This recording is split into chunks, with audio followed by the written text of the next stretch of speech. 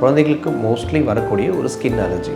அதிகமான குழந்தைகளுக்கு வந்து ஏதாவது ஒரு விரல்கள்லையும் வரலாம், மடிப்பு பகுதியிலையும் வரலாம். இம்யூனிட்டி வந்து எப்போ லோ ஆகுதோ இந்த மாதிரியான அலர்ஜிஸும் கொஞ்சம் அதிகமாகக்கூடிய வாய்ப்புகள் இருக்குது. இது வரத்துக்கூடிய 3 முக்கியமான காரணங்கள் வந்து என்ன அப்படின்னா,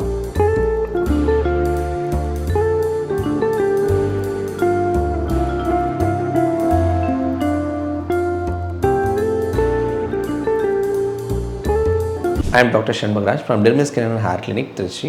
நம்ம பார்க்க போகிற நெக்ஸ்ட் டாபிக் வந்து ஏட்டோபிக் டெர்மடைட்டிஸ். ஏட்டோபிக் டெர்மடைட்டிஸ் அப்படின்னா என்ன அப்படின்னா, குழந்தைகளுக்கு மோஸ்ட்லி வரக்கூடிய ஒரு ஸ்கின் அலர்ஜி. இது பார்க்கும்போது அதிகமான மடிப்பு பகுதிகளில் வரக்கூடிய ஒரு சின்ன அலர்ஜியாக இருக்கும். இந்த அலர்ஜி சில பேருக்கு மட்டும் உடம்பு ஃபுல்லாகவும் வரதுக்கான வாய்ப்புகளும் ஜாஸ்தி. இது எப்படி ஆரம்பிக்கும் அப்படின்னா, ஃபர்ஸ்ட் சின்னதாக ஒரு சின்ன கட்டி மாதிரியோ, சின்னதாக லைட்டாக ஒரு வெடிப்பு மாதிரியோ ஆரம்பிக்கலாம். இந்த வெடிப்புகள் ஆரம்பித்து இதிலிருந்து ஊஸ் ஆகிற மாதிரி ஃப்ளூயில் ஊஸ் ஆகிற விஷயங்களாகவும் மாற ஆரம்பிக்கும். அதிகமான குழந்தைகளுக்கு வந்து ஏதாவது ஒரு விரல்கள்லையும் வரலாம், மடிப்பு பகுதியிலையும் வரலாம். பட் இது ஏன் ரொம்ப முக்கியம் அப்படின்னா, இவங்களுக்கு இந்த மாதிரியான அலர்ஜி ஃப்ரீக்வெண்ட்டாக வந்துக்கிட்டே இருக்கும். எப்பப்பெல்லாம் வரும் அப்படின்னு பார்த்தோம் அப்படின்னா, வின்டர் சீசனில் ரொம்ப காமனாக வரும். இது வரத்துக்கூடிய 3 முக்கியமான காரணங்கள் வந்து என்ன அப்படின்னா, ஒன்று genetic, second environmental factors, third வந்து அவங்களோட இம்யூனிட்டி. ஜெனட்டிக் அது வந்து எய்தர் அவங்க ஃபாதர் மதர் இல்லை அவங்க தாத்தா பாட்டி யாரையாவது அந்த சைட்லேருந்து வந்திருக்கலாம்.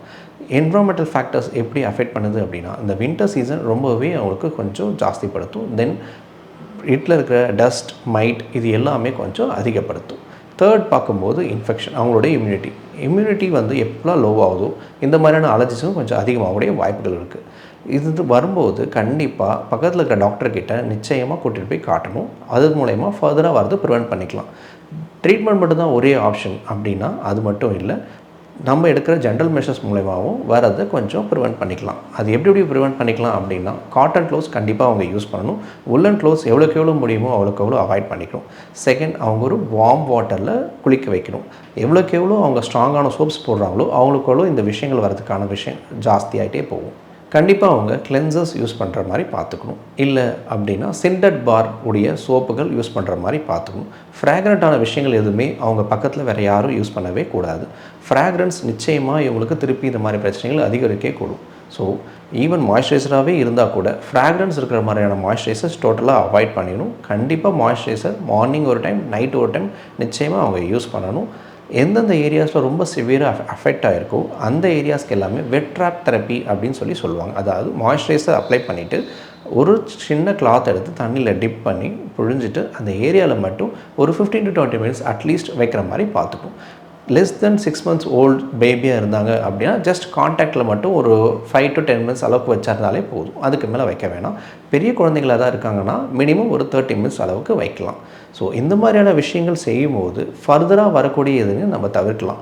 அடிஷ்னலாக என்ன பண்ணலாம் அப்படின்னா, இந்த வின்டர் சீசன்லேயும் சில பேருக்கு அதிகமாக வந்துக்கிட்டே இருக்கும். ஸோ ஹியூமிடிஃபையர்ஸ் ஆர் வேப்பரைசர்ஸ் வித்தவுட் ஃப்ராக்ரன்ஸ் இருக்கிறத வீட்டில் வாங்கி வச்சுருந்தீங்க அப்படின்னா அவங்களுக்கான இந்த விஷயங்கள் வரதும் கொஞ்சம் கம்மியாகும்.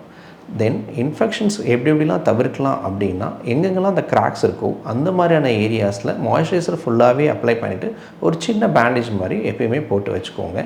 அந்த பேண்டேஜ் மூலமா ஃபர்தராக இன்ஃபெக்ஷன் உள்ளே போகாமல் நம்ம தவிர்த்துக்கலாம். ஸோ இந்த மாதிரியான ஸ்டெப்ஸ்லாம் ஃபாலோ பண்ணும்போது இந்த குழந்தைங்க வந்து ஃபர்தராக இன்ஃபெக்ஷன்லேருந்தும் இந்த ஏட்டோபிக் டெர்மடைட்டிஸ்லேருந்தும் கொஞ்சம் விடுபடுறதுக்கான வாய்ப்புகள் ரொம்ப அதிகமாக இருக்கும். தேங்க்யூ.